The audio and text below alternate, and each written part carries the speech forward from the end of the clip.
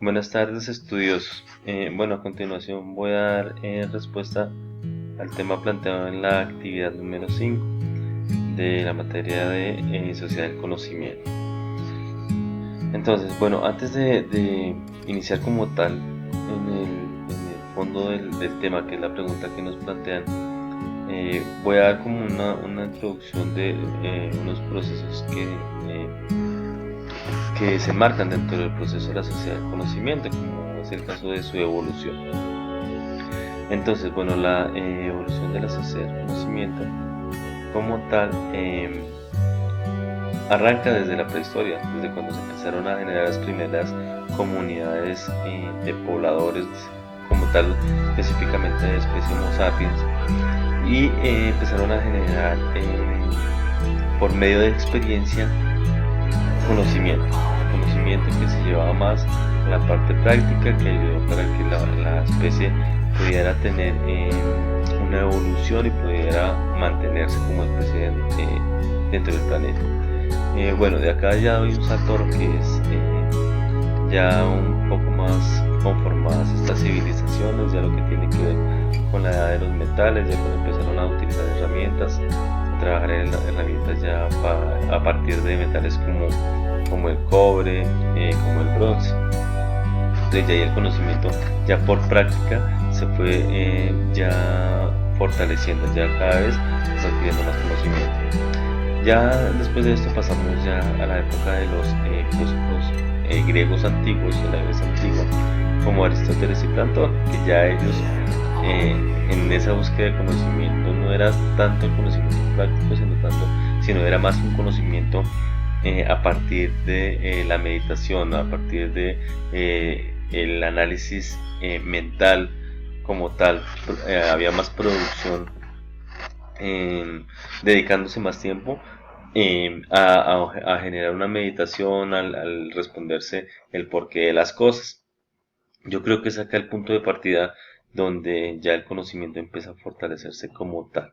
Ya empiezan a hablarse como por ende del término conocimiento. Luego, después ya pasamos a unas épocas que aunque son distantes son muy conectadas y ya es a lo que plantea San Agustín inicialmente y después Santo Tomás, los cuales ya dan unos criterios mucho más específicos de lo que es el conocimiento y ya muy conectados con la parte de educación. Luego de esto saltamos a la revolución industrial donde ya este conocimiento ya lo empiezan a conectar con algo ya productivo que es la parte tecnológica, perdón, que ya ese conocimiento nos ayuda a la producción y al mejoramiento de cierta manera de las condiciones de la población humana. Eh, esta revolución industrial dio la partida para que ya en el siglo XX se diera una revolución tecnológica.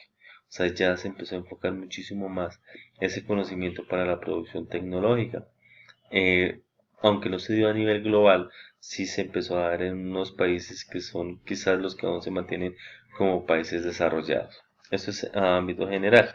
Ahora ya vamos como tal a lo que es la sociedad del conocimiento para el siglo XXI. Entonces acá me sustento sobre tres conceptos principales. Uno que es cómo ya encontramos muchísima información en masa. Esa información nos permite que nos abramos muchísimo más tanto a la percepción como a la percepción, a entender el conocimiento, a generar más conocimiento y asimismo a replicarlo. Eh, ya teniendo toda esa información en masa, entonces vamos o nos direccionamos a que existe una alta conectividad.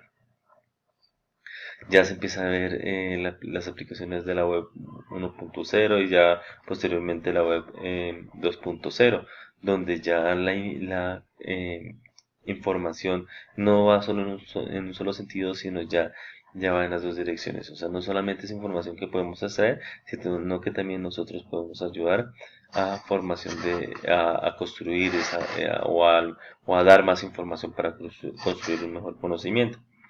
Esto ya genera algo que nos lleva a la tercera etapa de este ítem, que es donde existe una conexión mucho más cerrada, más arraigada entre el conocimiento y la tecnología. Ya esta misma conectividad ayuda a que ese conocimiento que estamos generando no solamente se quede en ese análisis que se daba antes con los filósofos, sino que se aplique más a la parte técnica, a la parte de producción.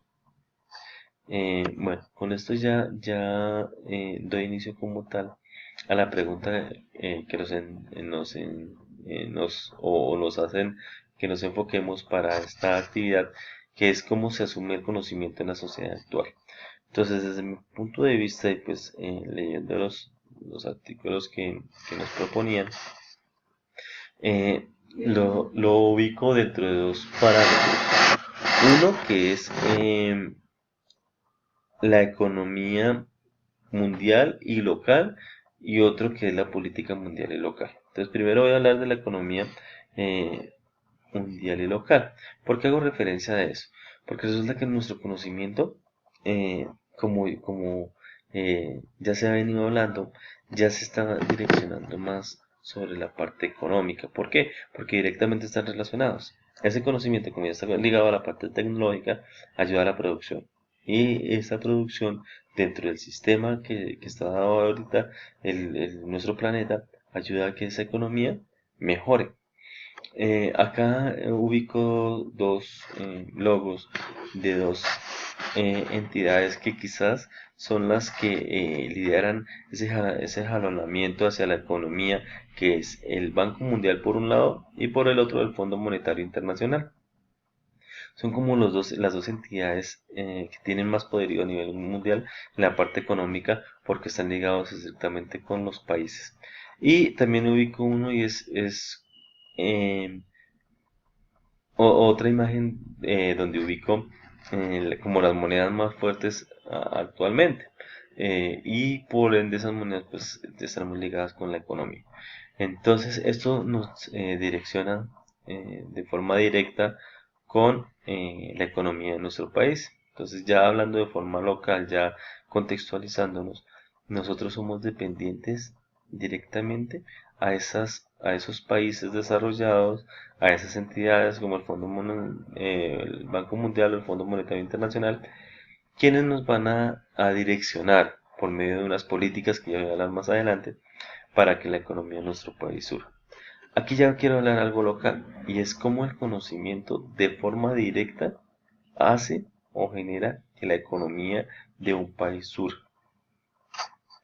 Bueno, ahora vamos con el conocimiento ligado a la política. Entonces, acá quiero hacer referencia a algo. Como ya ese conocimiento, cómo se está globalizando, por una parte estamos ligados a esas políticas que, como mencionaba antes en la parte económica, están ligadas mucho por esas entidades como el Fondo Monetario Internacional y el Banco Mundial, quienes de cierta manera nos direccionan. ¿Por qué? Porque es que si ese conocimiento tiene una evolución que va a ayudar a su crecimiento, va a haber una mayor tecnología por ende en esos países o en nuestro país como tal y puede responder al endeudamiento que tiene el país. ¿Por qué? Porque va a tener una alta productividad y por ende una economía mucho más grande. Y otra parte de la política es la cobertura. Nosotros lamentablemente pues todavía nos encontramos en un proceso de desarrollo donde la educación está un poco quedada, donde todavía tenemos eh, poblaciones donde la cobertura en educación es mínima y aún más la parte tecnológica.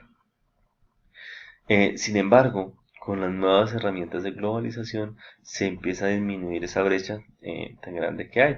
¿Por qué? Porque ya con elementos tecnológicos podemos tener mucho más acceso al conocimiento y ese conocimiento lo podemos replicar de una manera mucho más fácil. Bueno, ahora, bueno, acá les anexo un video ya hablando propiamente dicho de la política educativa actual y cómo esa política educativa apunta a que ese conocimiento que nosotros estamos adquiriendo ya apunta mucho a la utilización de las TIC, de las tecnologías para la comunicación. ¿Y eso porque, como les decía antes, para que con la parte tecnológica tratar de disminuir las brechas y ya el país se encarriló en este proceso y apunta a unas políticas que para el 2025 estén muy ligadas con la parte tecnológica. Bueno, acá hasta acá viene mi presentación. Muchas gracias por su tiempo. Entonces, pues ya se ve, ya o acá quiero cerrar con una conclusión y es como nuestro conocimiento está muy ligado con la parte tecnológica, con la parte tanto para adquirirlo como a la hora de aplicar ese conocimiento, que no solamente se quede en esa conceptualización, en que se quede como algo individual, sino que ya se devuelva algo colectivo como tal. Muchísimas gracias.